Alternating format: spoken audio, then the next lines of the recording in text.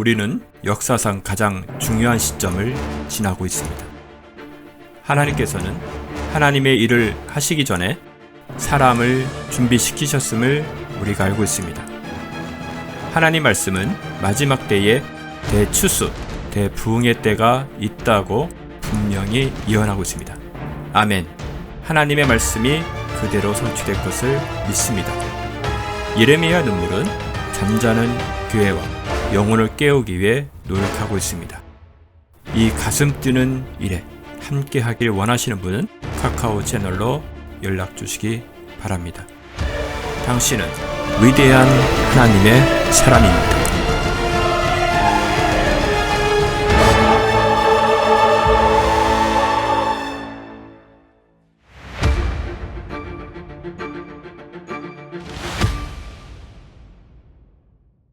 자, 출애굽기 25장 9절 1절, 22절 1절 이렇게 두 절만 같이 합독하시겠습니다.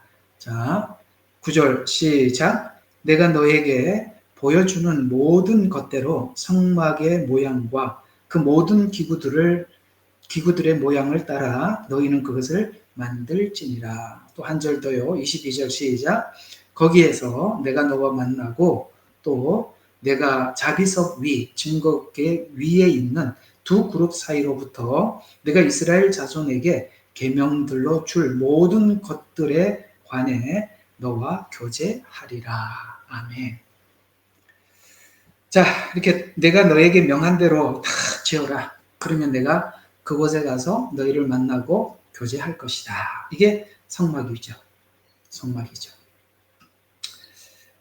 여러분, 성막을 뭐 어디 과거에 들어본 경험이 있는 분들도 있을 것이고 또 처음 듣는 분들도 있을 것이지만 그러나 이 성막에서 주는 은혜는 너무나도 특별하고 그렇습니다.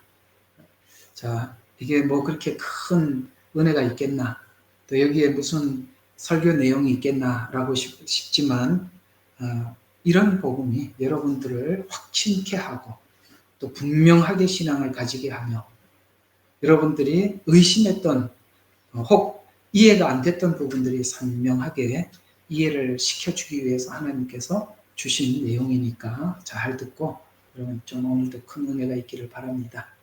자, 오늘은 이제 두 번째로 성막의 명칭에 대해서 한번 살펴보도록 하겠습니다. 아마 이 명칭이 너무 많아서 오늘 한 번에 끝내기는 아마 어려울 것 같고 이번 주, 다음 주 이렇게 두 번 더 해야 될 것 같아요. 명칭 굉장히 중요하죠. 성막은 여러분 이스라엘에 보면 이스라엘 사람들은 자녀가 태어나면 그 자녀에게 이름을 짓죠. 그 이름에다가 의미를 불어 넣는 거 아시죠? 예를 들어서 에서가 태어났을 때 에서 이건 뭐죠? 붉다 이런 뜻이고 또 저기 야곱 그러니까 형의 발꿈치를 잡고 태어났기 때문에 좀 이렇게 약탈자 뭐 이런 하여튼 이름을 그렇게 지었단 말이죠. 그런 것 그다음에 노아, 안위 이런 뜻이죠. 그다음에 무드셀라 이런 말들도 그가 죽으면 시행하리라. 이런 모든 것에 이름에는 의미가 있는데요. 이 성막을 하나님께서 지으라고 하시면서 그 성막에 많은 명칭들을 붙여놨어요. 그러면 이 성막이 뭡니까? 라고 하나님께 묻는다면 하나님은 그 명칭으로 우리에게 대답을 해주는 거거든요. 얘야, 네가 성막에 대해서 알고 싶니? 이 성막에 대해서는 이름이 이러하다. 굉장히 많습니다. 그래서 많으니까 그 이름을 쭉 풀어보면 이 성막이라는 곳이 뭘 하기 위해서 하나님께서 이렇게 이름을 붙였는지 그 이름을 통해서 이 기능을 우리가 이해할 수가 있단 말이죠. 그래서 이 명칭은 굉장히 많아요. 그 명칭을 우리가 한번 살펴보려고 하는데요. 자, 성막에 붙여진 이 이름은 이스라엘 백성이 성막에 부여하였던 중요한 의미를 증거해 주는데 즉 그들이 성막을 어떻게 불렸느냐 하는 것을 아는 것은 하나님의 백성으로서 그러니까 많은 민족들 중에 한 민족을 선택해 그래서 그 이스라엘 백성들을 선택해서 그들을 통해서 전 인류에게 뭘 전달하려고 하는지 그 이스라엘이라는 한 나라의 국가적 삶의 의미, 그들을 부르신 의미들을 우리 모두에게 이해시키기 위해서 그 많은 명칭들을 우리에게 소개하면서 성막은 바로 이런 역할을 하는 것이야 라고 우리에게 전달해 주고 있다는 것이죠. 자, 그러면 성막은 왜 하나님께서 이스라엘 백성들을 부르셨냐면은 성막을 주기 위해서, 그 다음에 율법을 부여하기 위해서, 오케이? 그러니까 성막을 주기 위해서, 그 다음에 또 뭐를요? 율법을 주기 위해서 이스라엘 백성들을 불렀는데, 율법은 우리가 알고 있지만은 성막의 기능은 우리가 많이 공부를 해야 되는 거예요. 아시겠어요? 율법의 기능은 사실 그렇게 어렵지 않아요. 그러나 성막에는 잔잔한 기구 하나하나에도 하나님께서는 메시지를 담고 우리에게 전하고 있기 때문에 너무나도 이게 많은 메시지를 안고 있다는 말이죠. 그런 의미에서 성막은 도대체 뭐냐? 에덴에서 추방된 후에, 제가 이게 성막 들어가기 전에 얘기했던 부분이지만 또 강조하면 하나님과 관계가 이어지는 가교 역할, 오케이?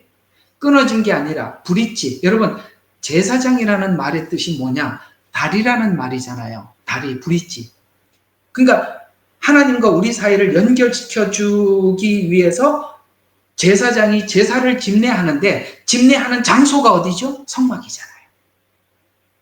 그 성막의 절차에 따라서 성막에서 하나님께서 이렇게 제사를 드려라라고 하는 절차에 따라서 하나님께 제사를 드림으로써 뭐가 되느냐면은 하나님께서 우리에게 요구하는 요구를 만족시켜 드리는 거예요. 만족. 오케이? 그러나 자, 한번 우리 정리하고 넘어가요. 구약에서 가지고 있었던 성막은, 그러니까 구약에 있었던 성막, 그 안에 드렸던 제사는 하나님께 만족을 드릴 수 있었다, 없었다? 손을 흔들든지 고개를 흔들든지 대답 좀 해봐요. 만족을 시켜줄 수 있었다, 없었다? 만족시키지 못했죠. 히브리서에서 나오잖아요.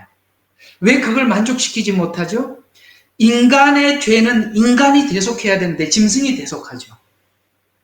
오케이? 그래서 만족이 안 되는 겁니다. 짐승으로 하니까.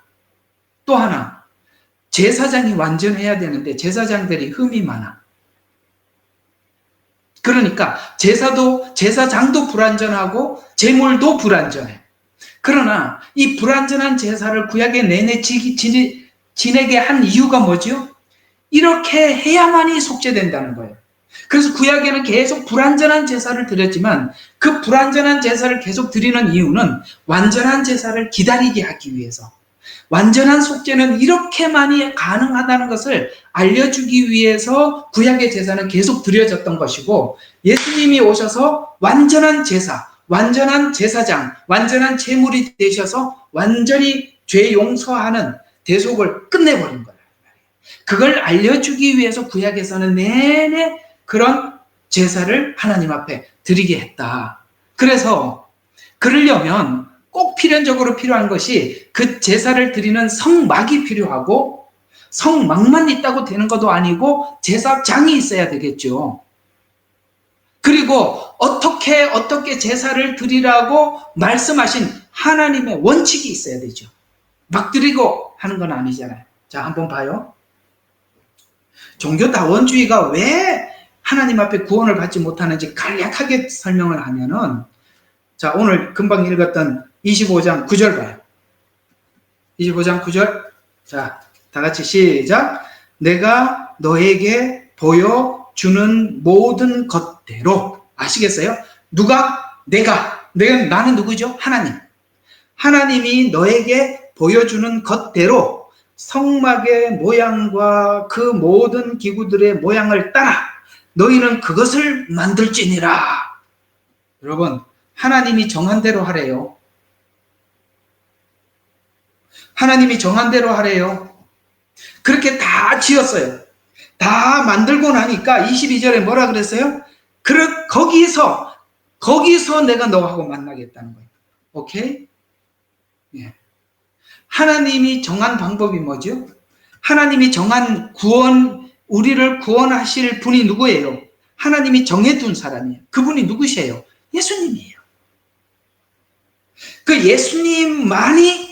예수님으로만이 우리의 속죄가 이루어지는 거예요. 그래야만이 하나님과의 만남이 이루어지는 거예요.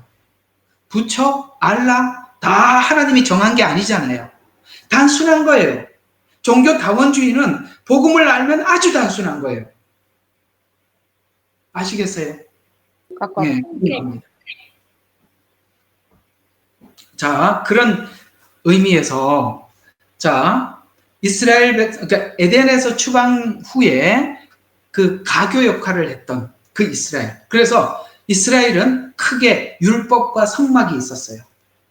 자, 우리 이스라엘이 이방인과 다르게 하나님께 부여받은 부르심, 사명이 로마서에 보면 그들에 대해서 그들에게는 하나님의 언약이 있고 그 다음에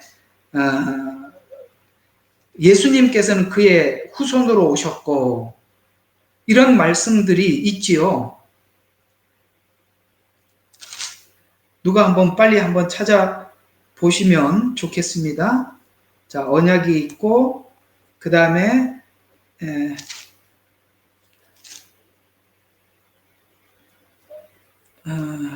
율법이 있고 그게 로마서 9장에서 11장 사이에 어디 있는데요.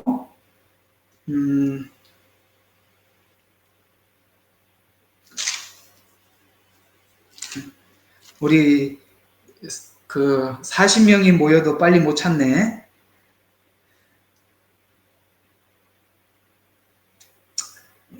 예, 못 찾겠습니다.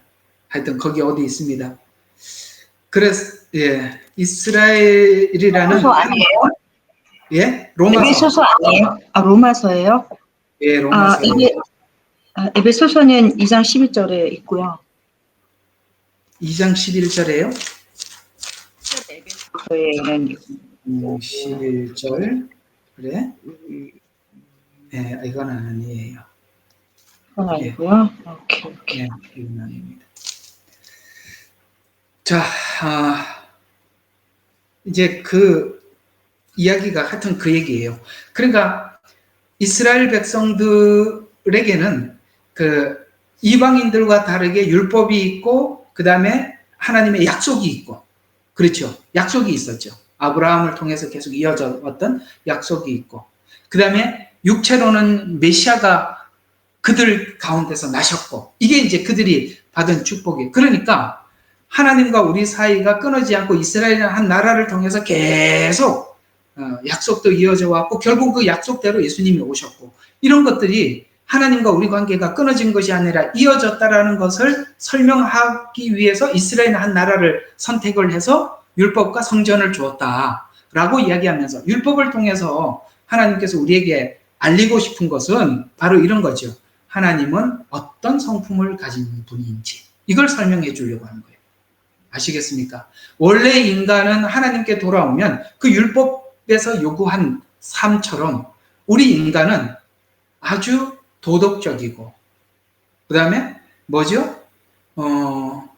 그렇게 정결하고 하나님의 성품이 그러하다라는 것을 율법을 통해서 설명하고 있는데 자, 왜 그 율법이 우리가 볼 때는 그냥 율법에는 하나님께서 뭐 나 위에 다른 신을 섬기지 마라, 이웃을 거짓말하지 마라, 뭐 하지 마라 이렇게 단순하게 보이는 이렇게 율법 정도가 아니라 왜 이런 말들이 나왔냐면은 그 당시에 모세오경을 받을 때 그 당시에 있는 그 사회법들, 그 가나안 땅에 있는 그 법들 아시죠? 그 얼마나 지저분한지. 애굽에 있던 법들이 가나안 땅에 있던 법들이 얼마나 지저분하면 하나님께서 가나안 족속을 싹 밀어버리라 그러잖아요. 그게 하나님 없이 인간이 문화와 법을 만들면 그런 말도 안 되는 그런 게 된다 이 말이에요. 선악을 알게 하는 것을 하나님이 정해주지 않고 인간이 정하자 가나안 사람들처럼 되더라. 애굽 사람들처럼 되더라. 그러나 나는 원래 인간을 창조한 것이 그렇지 않고 율법을 주시면서 나는 도덕적이고 그 다음에 윤리적이며 아시겠어요? 하나님의 성품은 이렇게 이러하다. 아시겠습니까? 예. 남에게 거짓말하고 이런 게 아니라, 간음하고 이러는 게 아니라 이렇다라는 것을 하나님의 성품을 알리는데 율법을 동원했다면 성막은 뭘까요? 이 율법을 우리가 우리 힘으로는 절대 지킬 수가 없는데 이 죄를 우리가 스스로 해결할 수가 없는데 오직 피 흘리는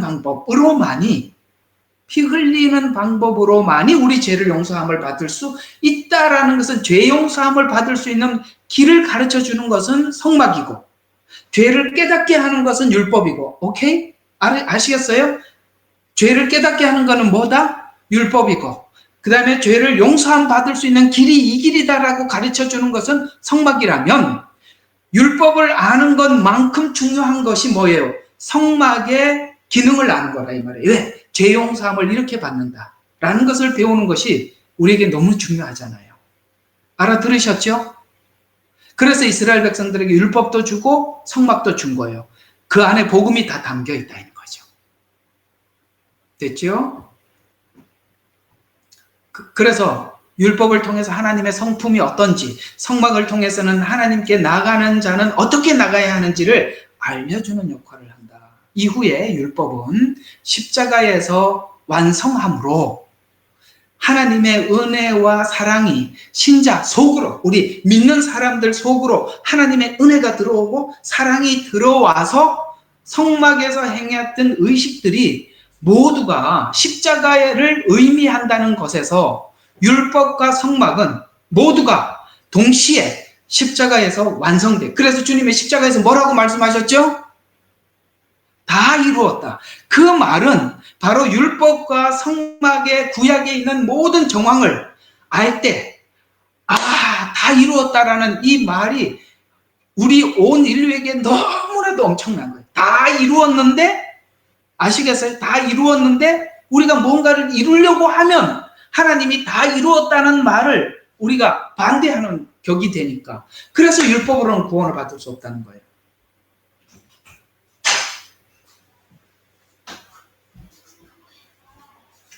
알아들으셨습니까? 오케이, 알겠습니다. 알아들으셨죠?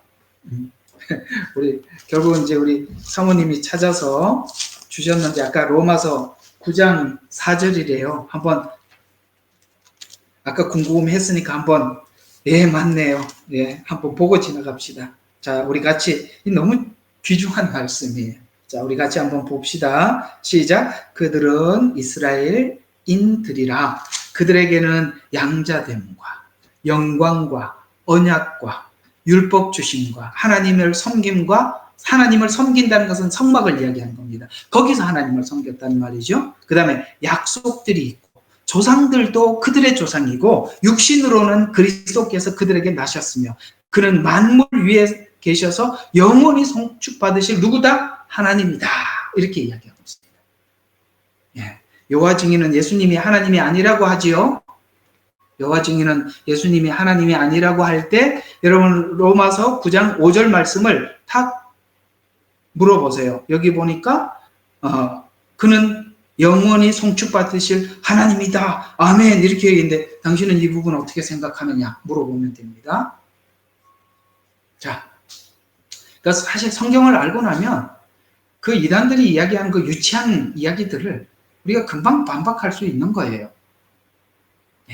자, 잘 체크해 두셨죠? 자, 기억해 두시고. 자, 그래서 이후 율법은 십자가에서 완성함으로 신자들의 마음속에 은혜와 사랑이 우리 속에 들어오는 거예요. 여러분, 신앙생활 하면서 우리가 첫 번째 이해하는 신앙생활을, 예수님 이 복음을 접할 때 우리가 느끼는 갈등이 뭐냐면, 똑바로 하나님 앞에 살아야지.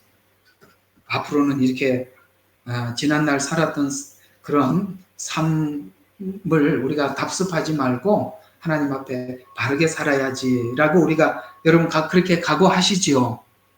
근데 그렇게 각오해도 잘 돼야 안 돼요. 오늘도 안 되니까 왔잖아, 그죠? 잘 되면은 이제, 목사님 저 졸업할게요 하고 이제 안 오실 텐데, 오늘 오신 거는 아마 안 돼서 오실 거예요.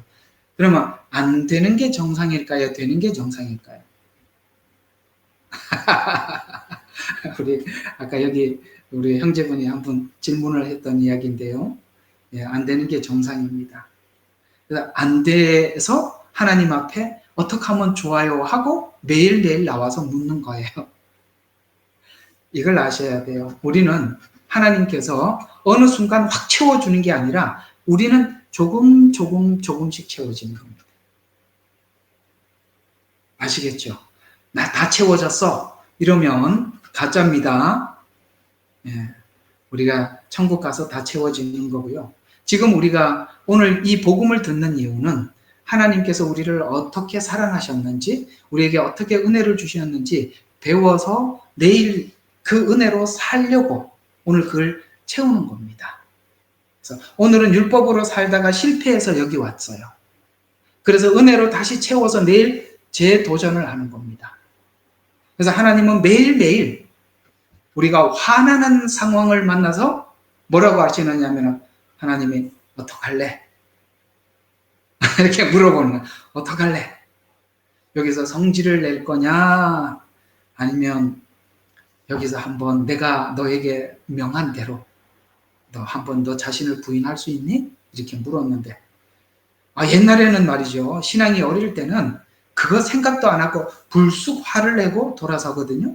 이게 성숙하면 성숙할수록 하나님 기뻐하지 않겠구나. 그래서 한마디 할 말을 오늘 참고 하나님 앞에 돌아와서 하나님 오늘은 제가 한번 참았어요. 그러면 하나님이 뭐라고 그러시겠어요? 잘했다. 내일 또 그런 일이 혹 생기면 내일은 한번 두 번 참아보지 않을래? 네. 주님은 굉장히 인격적으로 우리를 변화시켜주고 계시는 거예요. 그래서 우리는 하나님이 기뻐하는 사람이 되려고 은혜를 구하러 오는 거예요. 하나님이 기뻐하는 사람이 되려고가 여러분들이 늘 말씀을 듣기 위해서 오는 마음속에 있어야 되는 거예요.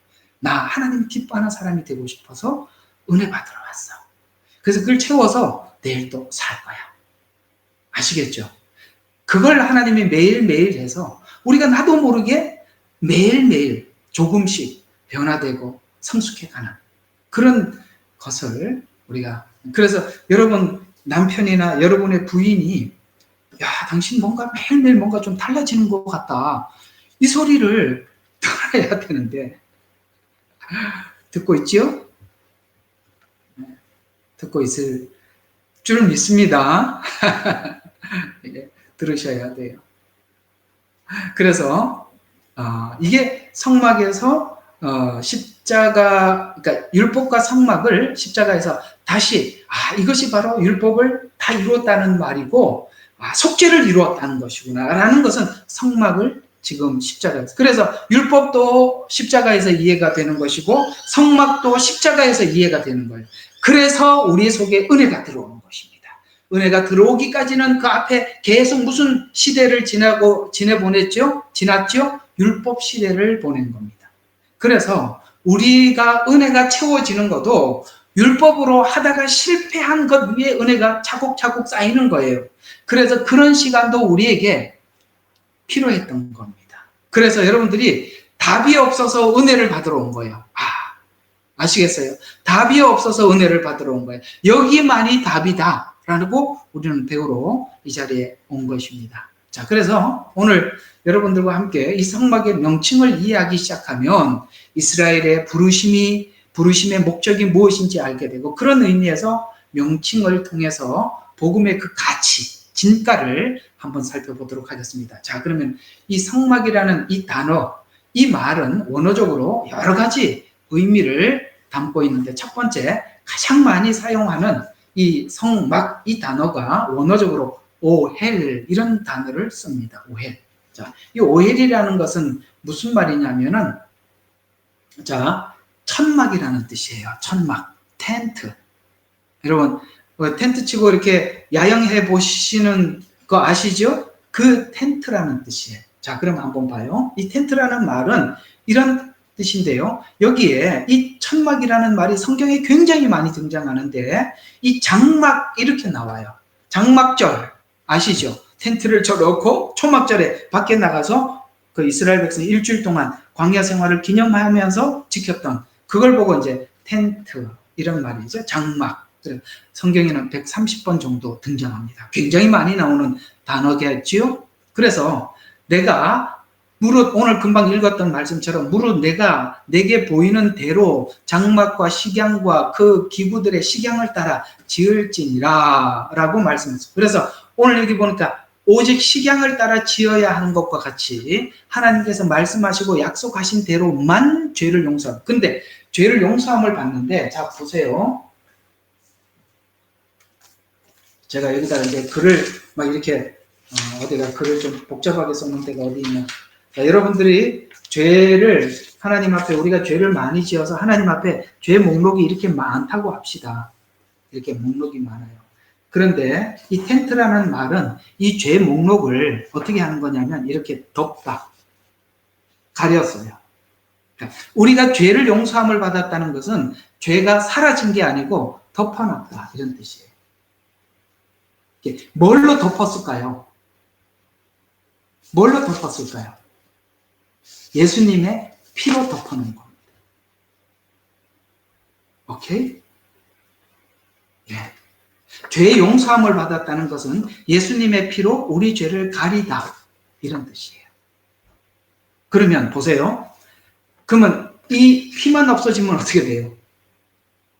죄가 그대로 드러나고 피가 가려지면 죄가 안 보이고 피가 보이죠. 하나님께서 우리 죄를 용서하셨다는 것은 우리 죄가 사라진 게 아니고 예수님의 피로 덮으셨다는 거예요. 그러면 주님은 이 죄를 피로 덮은 걸로 끝나는 게 우리가 전한 복음에 잘못 전한 복음이 뭐냐면 죄를 덮었다 그러므로 끝났다라고 이야기하기 때문에 문제가 된 겁니다. 그렇지 않아요.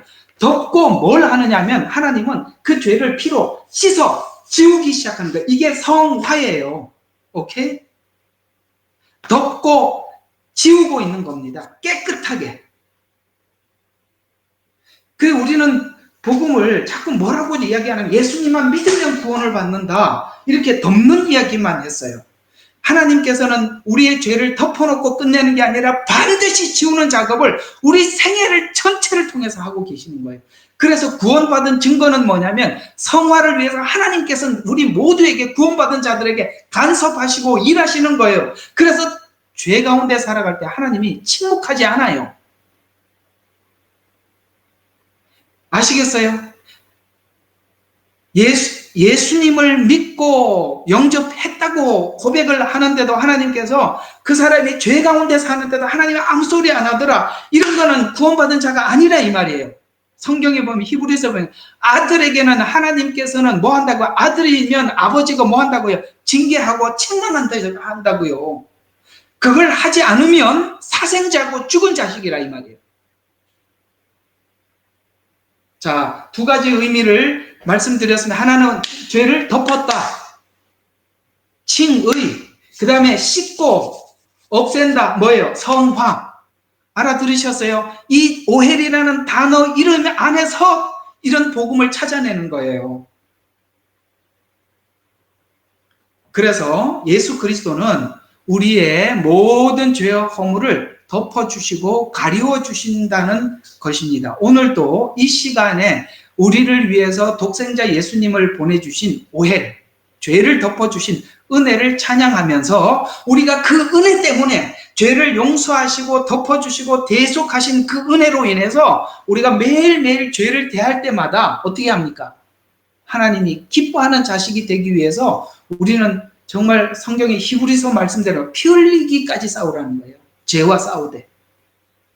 왜? 하나님이 기뻐하는 자가, 그 은혜를 받은 자로서 하나님이 기뻐하는 자가 되기 위해서 우리가 몸부림치는 인생, 그것이 신자가 살아가는 삶의 목적이요 하나님께서 요구하는 삶이라는 것이죠.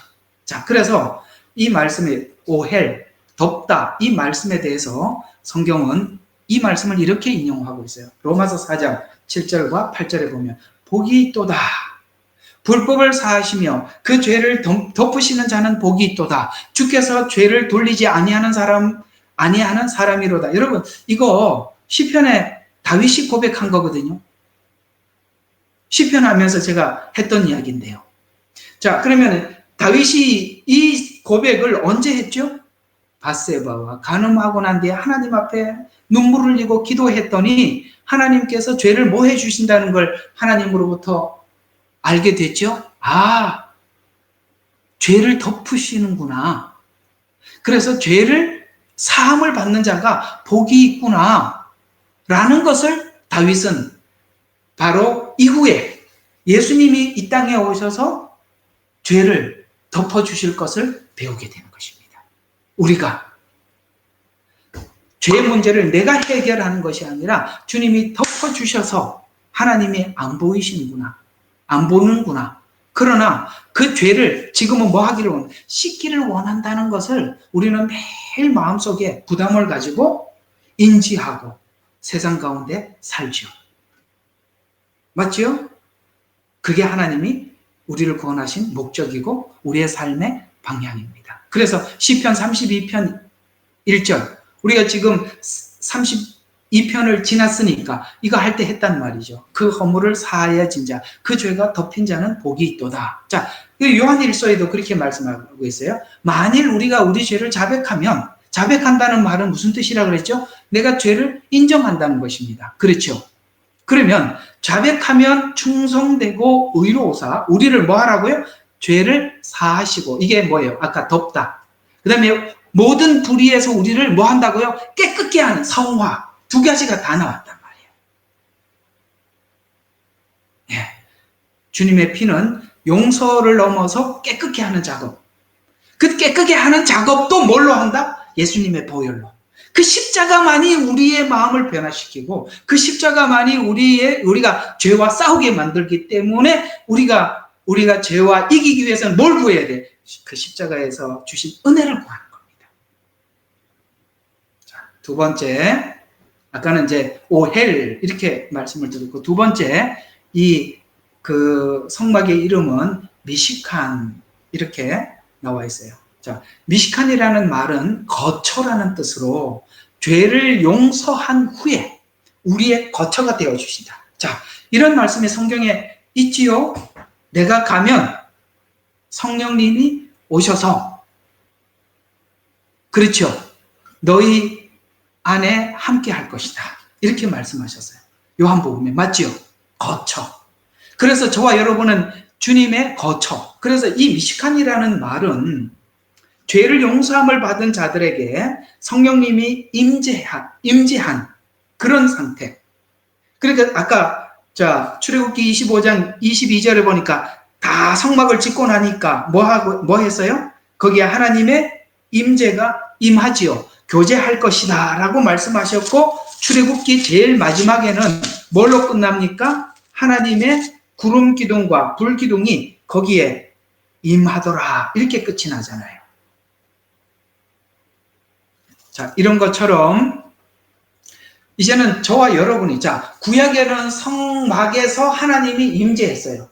지금 신약의 우리들은 예수님을 나의 구주로 영접한 자들 속에 하나님의 영이 들어오시죠.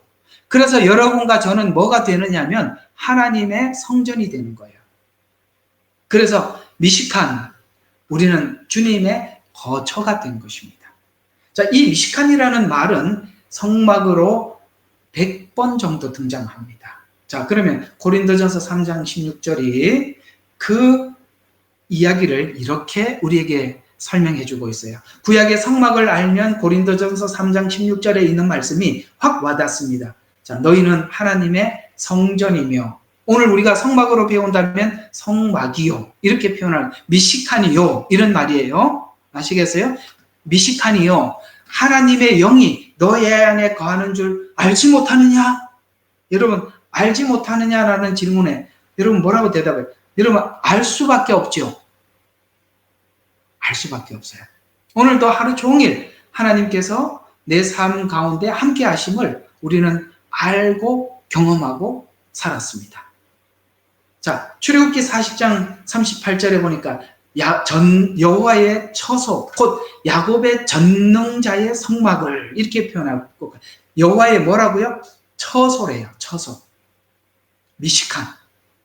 또 시편 137편 7절에 보면 곧 이것은 하나님이 우리의 영원한 거처가 되셨다. 아멘. 지금 주님이 성령님께서 우리 속에 들어와서 지금 들어와서 언제까지 간다고요? 영원토록. 다시 한번 지금 우리 속에 들어오셔서 언제까지? 영원토록 우리의 거처가 되신다.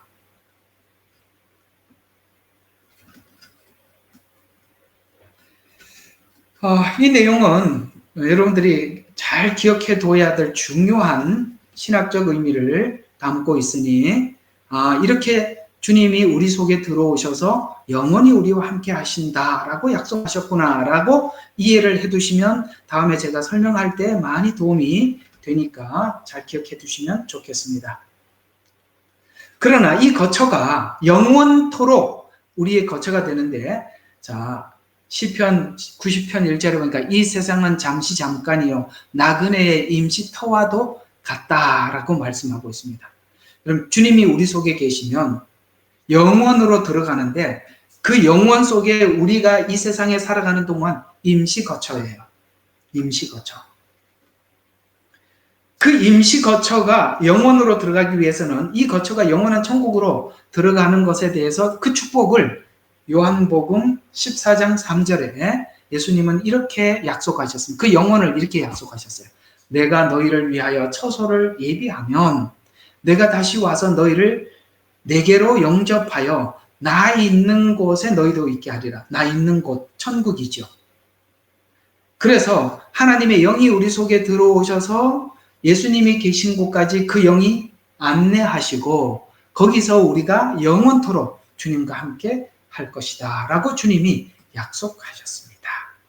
그래서 예수님을 우리의 신랑이요 우리는 신부라 이렇게 설명하는 것입니다. 그러므로 우리는 끝까지 믿음을 지킴으로 영원한 거처의 주인공이 되셔야 하는 것입니다. 자, 아까는 첫 번째는 오헬, 두 번째는 미시칸, 세 번째는 숫갓이라라는 말로 기록되어 있습니다. 여러분, 숫갓이라는 이 말은 이렇게 이제 우리 말로는 숫갓 이렇게 되지만 여러분 그 성경에 보면 숫곳이라는 말로 번역된 글 읽어보셨죠? 성막이 거처했던 곳, 길갈, 숫곳 이런 곳이 나오는데 그 이름을 그대로 그게 이제 변형돼서 원래 이게 숫갓이라는 이름이 숫곳으로 성경은 나옵니다. 이제 숫곳이라는 말은 자 이런 이야기입니다. 덮여져 있는 매우 은밀한 처소. 아까는 죄를 덮다라고 이야기했는데 그런데 하나님이 임하는 그곳은 어떤 곳이냐면 매우 은밀한 처소래요. 은밀한 처소. 자, 이게 왜 은밀한 처소인지 한번 봅시다. 은밀하다면 어떤 의미를 담고 있냐면 누군가가 찾으려고 해도 찾지 못하는 하나님이 숨겨둔 이런 이야기가 되는 것입니다. 그러면 이게 무슨 말이냐? 이 보호를 의미할 때 하나님이 숨기시다. 여러분 요한 그 다윗의 생애를 보면 다윗이 고백한 것 중에 굉장히 많이 고백한 게 뭐냐면 이 숫갓이라는 단어를 많이 썼어요. 그러니까 하나님께서는 하늘 은밀한 곳에 숨기시고 이해가 가세요? 네, 그런 말들이 굉장히 시편에 많이 나오죠. 여러분 주님께서 선택한 우리들을 보호하시기 위해서 하나님은 하나님 방법대로 우리를 숨겨두신다는 것을 믿습니까? 사울이 그렇게 수많은 군사를 데리고 다윗을 잡으러 가더라도 하나님이 숨겨두시니까 사울이 눈앞에 다윗이 있어도 찾아내질 못하는 거예요. 하나님의 백성들은 천국에 갈 때까지 주님은 우리를 이렇게 보호하시는 거예요. 은밀한 처소에 숨겨주시는 거예요. 다윗을 숨겨주신 것처럼 우리가 마지막 때 믿어야 될 믿음은 바로 숫갓의 주님을 믿는 거예요. 왜요? 그분은 우리를 숨겨주실 것이에요.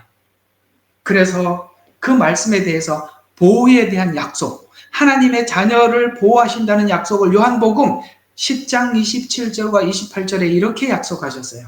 자, 우리는 이 말씀이 너무나도 귀한 말씀이니까 우리 같이 합독해봐요. 시작! 내 양은 내 목소리를 듣고 나는 그들을 아노니 그들은 나를 따르느니라. 나는 그들에게 영생을 주노니 그들은 영원히 멸망하지 아니하며 또한 아무도 그들을 어디에서 내 손에서 빼앗지 못하리라. 할렐루야. 아멘. 여러분 우리가 길을 지나가다 보면 이 나쁜 놈들이 뭐 우리 물건을 뺏으려고 할 때 최후의 전투지가 어디냐면 손에서 뺏어가면 빼앗기는 거잖아요. 우리는 처음에 감춰놨다가 들추어내서 남이 우리가 뭐 지갑을 만약에 훔쳐간다고 하면은 손에서 싸우잖아요. 하나님은 우리를 악한 자들에게 빼앗기지 않는데 어디서 안 뺏기냐면 내 손에서 빼앗기지 않겠대요. 그러면 하나님의 손이 어떤 손이에요? 하나님의 손이 어떤 손이래요? 예, 주의 손가락으로 천지를 지으신 손이에요. 이런 얘기 들어보면 우리가 마음이 안심이 되지 않아요? 하나님의 손에서 빼앗을 자가 없대요. 근데요, 하나님 앞에 구원받은 하나님의 백성들은요, 세 가지가 있대요. 내 목소리를 듣는데요. 여러분, 제가 지금 전하는 이 복음이 예수님의 이야기고, 이 소리가 주님의 소리라고 그렇게 들리세요? 이 소리가? 네. 이 소리는 주님의 소리예요. 그리고 그 소리를 듣고 뭐를 알아요? 나는 그들을 안대요. 이거예요. 양들은 하나님의 소리를 듣고 목자는 양을 안대요. 그러면 듣고 아는 사람 사이에는 뭐가 있냐면 따른대요. 오케이? 우리는 들려야 돼요. 그리고 주님은 우리를 아셔야 돼요. 그러면은 반응이 나타난대요. 따른대요. 뭘 따를까요? 아까 말씀드린 것처럼 하나님이 참 이걸 기뻐하시지, 이걸 기뻐하지 않지, 이것에 대해서 우리가 늘 마음에 생각을 하고 주님이 기뻐하는 대로 우리가 따라가잖아요. 하나님, 그래, 내가 참는 게 하나님 기뻐하신다면 참자.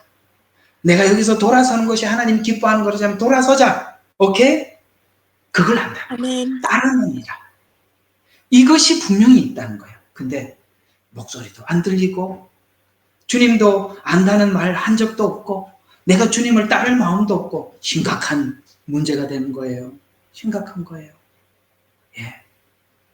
자, 로마서 8장 39절과 34절에 보면은 이 주님의 말씀을 듣고 따르고 그러는 사람들에게 어떤 게 있냐면은 확신이 있어요. 어떤 확신이 있냐면, 자, 내게 외부에서 닥쳐오는 수많은 것들, 영적인 것이든 현실적인 것이든, 여기에는 보면은 영적인 것들도 있고 현실적인 것도 있어요.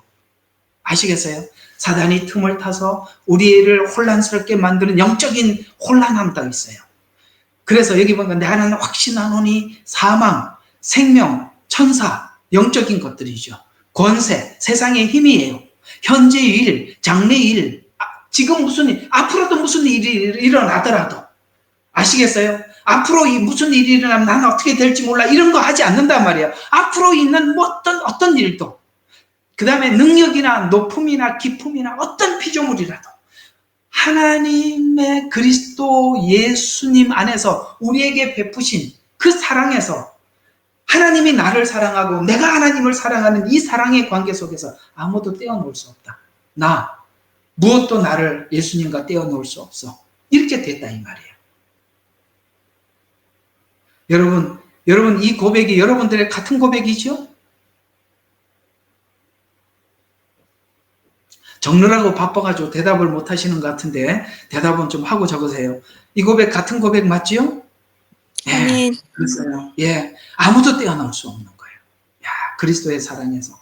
자, 앞에 요한복음 10장, 로마서 8장에 있는 말씀은 우리에게 바로 숲갓 되시는 하나님의 보호자가 되시는 은밀한 처소에 내가 주님 앞에 갔는데 주님은 아무것도 안 하고 팔짱을 끼고 있는 게 아니라 우리를 숨겨주신다는 거예요. 그래서 내 손에서 빼앗을 수 없다, 아무도 떼어놓을 수 없다라고 이야기하는 겁니다.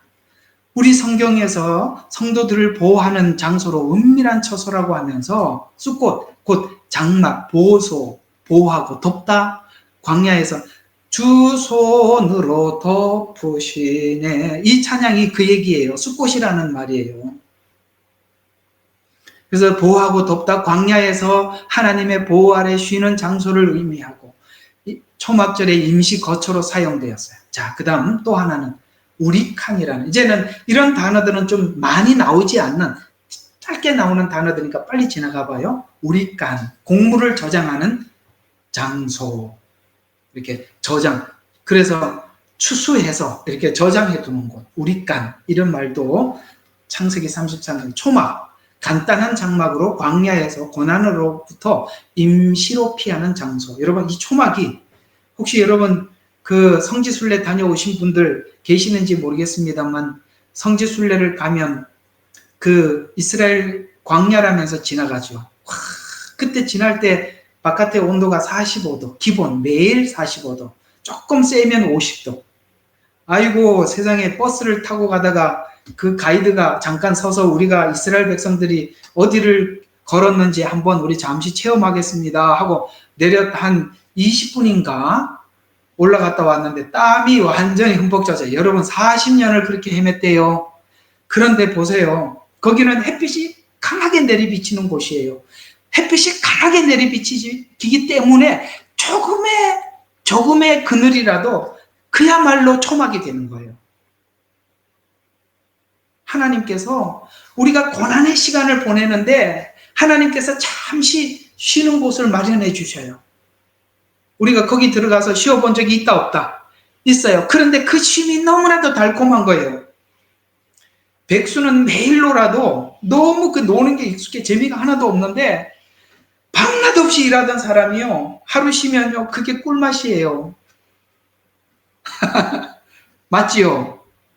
그런 것처럼 하나님께서 우리가 고난의 광야를 쭉 지나가게 하지만 종려나무 그늘 아래서 잠시 쉬게도 하고 거기서 또 물도 마시게 하고 그 다음에 또 지나가게 하는 거예요. 그게 초막이라 말이에요. 그 초막을 누가 준비해 주시더라?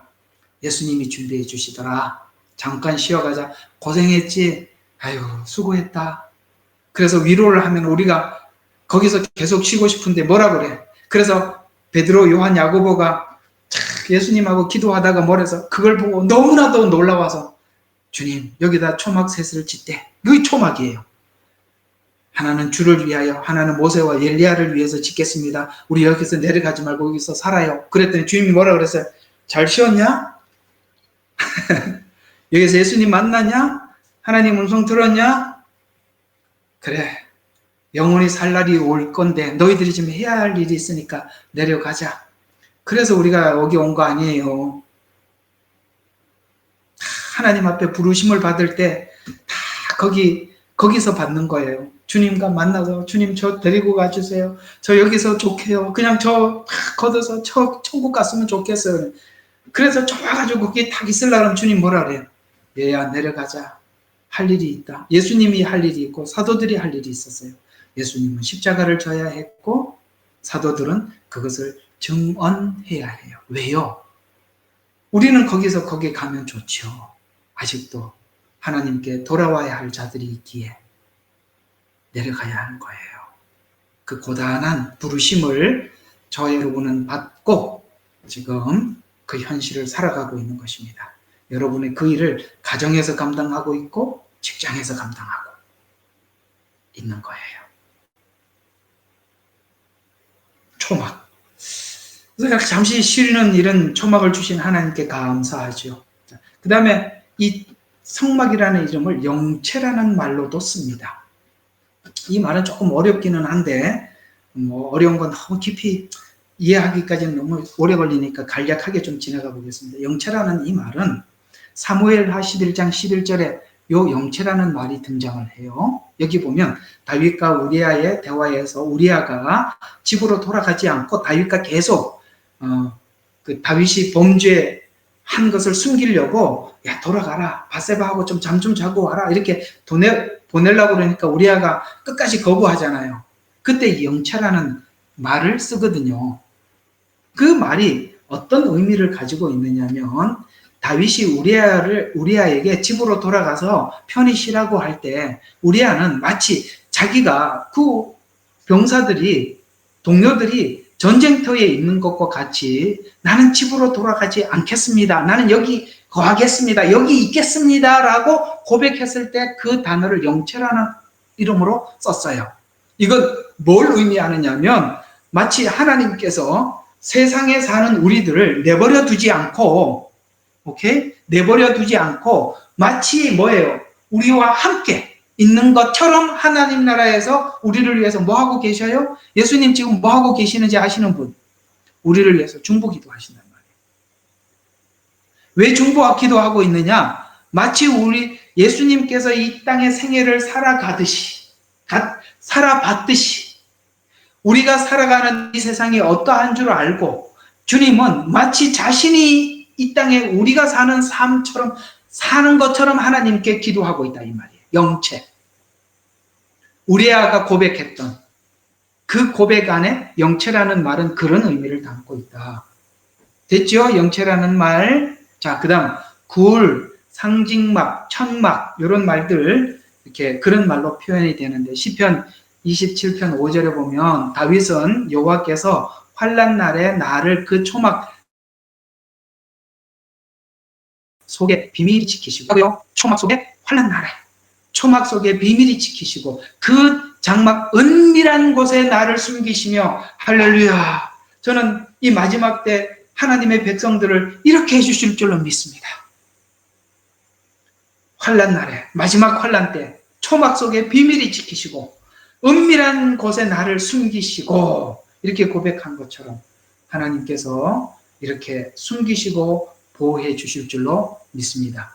자, 이런 천막에 대한 이런 말들이 이미 이 성막이 나오기 이전 창세기에 이런 말로 처음부터 벌써 나왔었어요. 그러면 이 천막과 같은 의미를 가지고 있는, 천막과 같은 의미를 가지고 있는 뜻이 창세기 가장 앞장에 이렇게 나와 있는 것들이에요. 가죽옷.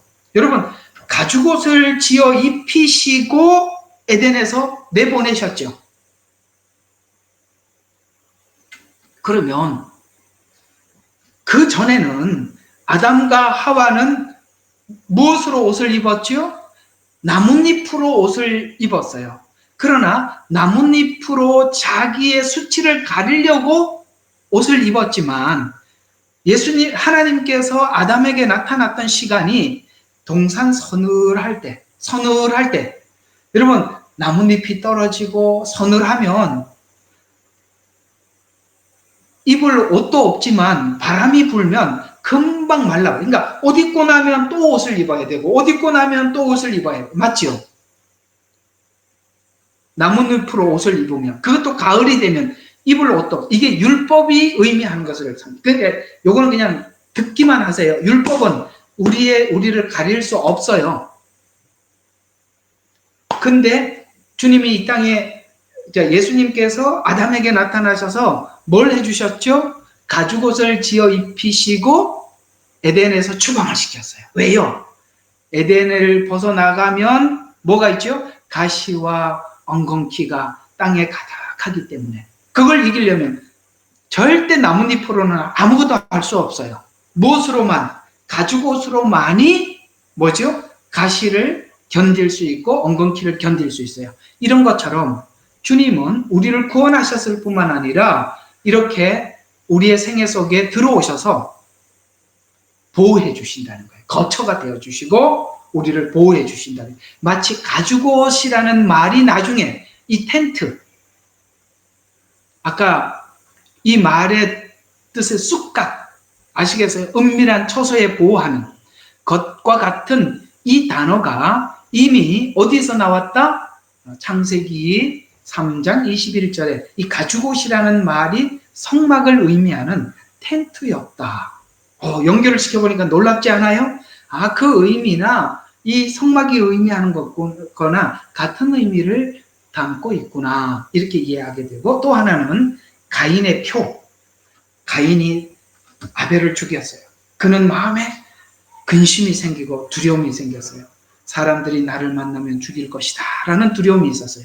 그러나 하나님께서는 살인자 가인에게 죽음 대신에 생명의 표를 주셔서 그를 보호해 주셨죠. 가죽옷도 보호해 주신다는 의미요, 그 다음에 표도 뭐예요? 보호해 주신다는 의미예요. 그러면 이 가죽옷이라는 말은 어떤 의미를 가지고 있느냐? 여러분, 이미 아담에게 지어준 가죽옷을 통해서 성막의 제사를 예표했던 거예요. 맞죠?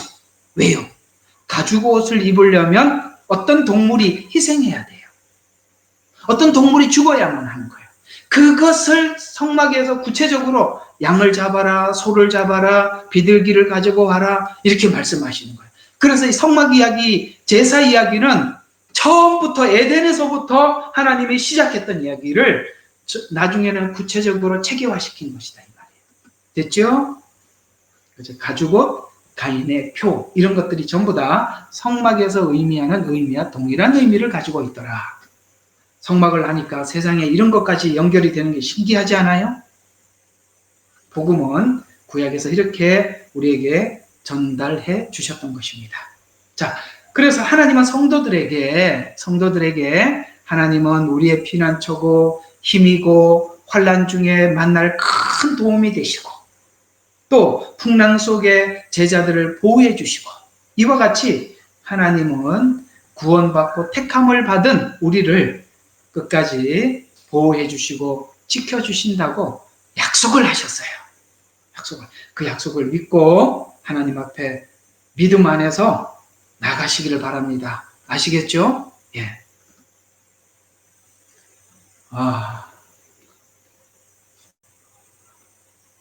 여기까지 해야 돼.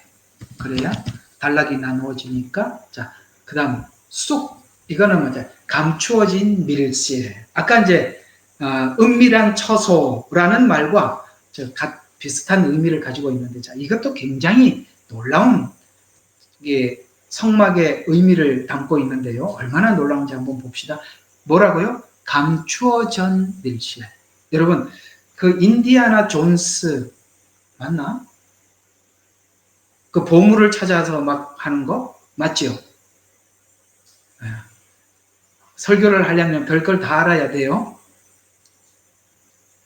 그런 것도 알아요.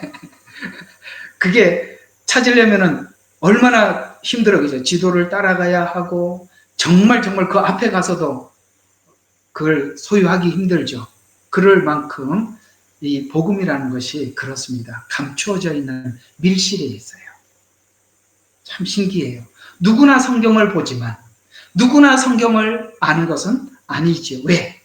그 감추어진 밀실에 감춘 자가 열어주지 않으면 알 수가 없어요. 감추어진 밀실. 여러분이 받은 은혜가 뭐예요? 감추어진 밀실을 개방해 주신 거예요. 참 세상 사람, 여러분 예수님을 하나도 모르는 사람이 오늘 여기 들어와서 제 설교를 듣고 있다면 얼마나 우습겠어요. 저 정신 나간 놈 아니냐. 저보고도 그럴 거고, 여러분 듣는 여러분들 보고 저 사람들도 정신 나간 사람들일세요. 이게 어떻게 그런 이야기야? 라고 그렇게 생각할 텐데, 우리는 그게 너무 은혜가 되었고 아멘 하고 앉아있어요. 그러니까 그 사람들이 볼 때는 우리는 다 정신 나간 사람들이고, 우리는 너무 감추어진 밀실을 하나님 막 개방해 주시는 거예요. 맞지요?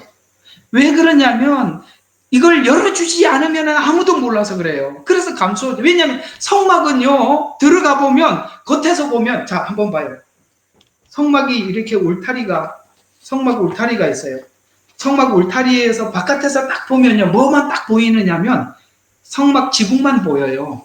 그 안에 아무것도 뭐 하는지 아무것도 몰라요. 바깥에서 보면요, 성막 지붕이 보이는데 성막 지붕이 뭔지 아세요? 여러분, 해달의 가죽이에요. 물개 가죽이라 이 말이에요. 여러분, 물개 가죽을 보면은 색상이 멋있어요? 물개 가죽 상상해봐요. 재색이잖아요. 여러분, 재색 옷을 입는 사람들은 색상에 감각이 없는 사람이 입는 거예요.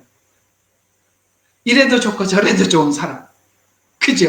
흰색도 아니고 까만색도 아닌. 그래서 바깥에서 보면요, 볼품이 하나도 없어요. 근데요, 성막 안에 들어가 보면요, 7 촛대에 불이 반짝 빛나면서 거기에 금으로 장식되어 있어요. 들어온 사람만 보는 거예요. 바깥에서 보면 에이, 교회에 앉아서 맨날 박수치고 기도하고 쟤들 뭐 맨날 주일날 가서 뭐하냐? 예, 모르는 사람은 밖에서 그런 말을 할지 몰라도 우리는 그 안에 밀실 속에 하나님이 주신 수많은 예비한 은혜들을 우리는 나누고 있는 거예요. 감사하고 찬양하는 것입니다. 그래서 감추어진 밀실이다. 이렇게 말씀하고 있는 거예요. 그래서 성경에는 이 쑥이라는 말을 굴헐, 이건 뭐냐? 은밀한 장소, 은밀한 장소. 그 다음에 은밀한 장소에 하나님이 숨겨놨으니까 숨겨놔신 분이 가르쳐주지 않으면 열 수 없는, 성령님이 아니고는 성경을 열 수가 없어요. 맞지요? 네. 요한계시록에 두루마리가 다 이렇게 7인이 쳐져 있어요. 예수님이 아니면 뗄 수가 없는 거예요. 성경은 예수님이 아니면 열리질 않아요. 십자가가 아니면 닫혀 있는 거예요. 이런 것처럼. 그래서 은밀한 장소, 은밀한 장막, 그 다음에 하나님이 임하는 장소, 소혈, 이것은 하나님이 강력히 심판에 임재하는 장소. 그래서 복음은 아름다운 소식, 복된 소식. 복음은 그래요. 아름다운 소식이에요. 복된 소식이에요. 또 심판의 소식. 또 하나 있는데 잊어버렸습니다. 그래서 복음은 뉴스라는 거예요. 뉴스는 모두에게 공개되어 있지만 뭡니까? 그 뉴스를 전하는, 복음을 전하는 하나님의 영이 아니고는 열리지 않아요. 그래서 예수 안 믿는 분들이 성경을 아무리 연구해도 반드시 엉뚱하게 이해하게 되어 있다 이 말이에요. 반드시. 그래서 위에 성막의 각종 이름들은 예수 그리스도께서 성도에게 어떤 존재인지를 잘 설명하는 이름들이에요. 그래서 성막은 예수 그리스도께서 오랫동안 하나님께 감추어진 밀실. 그래서 전부 다 성막의 이야기들은 이제 나중에 성막 가서 들어가서 공부하면 알겠지만 전부 다 예수님이에요. 전부 다. 야, 예수님하고 딱 끼워 맞추면, 그래서 성경은 내게 대하여 한 말이다. 이렇게 말씀해요. 너희가 영생이 있는 줄 알고 성경을 상고하거니와 성경은 곧 내게 대해서 한 말이다. 이렇게 말씀하고 있죠. 성막은 밖에서 볼 때 초라하고 보잘것 없지만, 그래서 예수님은 흠모할 만한 아무것도 없어요. 성막이 밖에서 보면 계달에 같죠. 그런데 그 안에는 금이 있고 촛대가 있고 향단이 있고 하나님의 법궤가 있고, 들어와 보면 그 빛이 성막 전체를 환하게 비치는. 그래서 성막 안에 들어와 본 자만이 안다. 지성소 안의 밀실에는 벽은 정금으로 치장되어 있고 법궤 속에는 감추어진 십계명과 돌비가 있고 아론의 쌍난 지팡이, 항아리, 그건 누구나 볼 수 없는, 그래서 성부, 성자, 성령, 하나님에 관한 은혜를 우리가, 하나님은 세상을 이처럼 사랑하셨고 예수님은 우리를 위해서 무엇을 하셨으며 성령님은 또 우리를 위해서 지금 무엇을 하고 있는지 그 안에, 복음 안에 들어온 주님을 만난 자들만 이해하더라. 이런 사실들은 예수님을 만난 자들만이 이해하는 것이에요.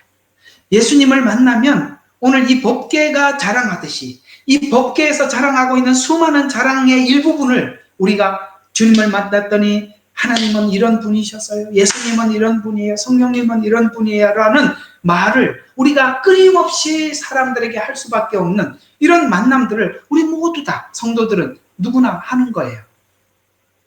그래서 우리 주님을 만난 사람들에게 간증이 있는 것입니다.